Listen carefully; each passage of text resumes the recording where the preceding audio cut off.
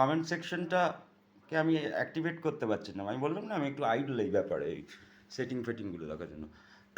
একটি ইউটিউব চ্যানেলে দেখলাম রাজ চক্রবর্তীর সঙ্গে আহ, অভব্য অভদ্র আচরণ কিছু জনগণ করেছেন, সেটা কিছু কিছু লোক করেছেন, সেটা ঠিক হয়েছে কি না মিমি চক্রবর্তীকে জিজ্ঞেস করা হয়েছে, সেটা আমি বলছি তো।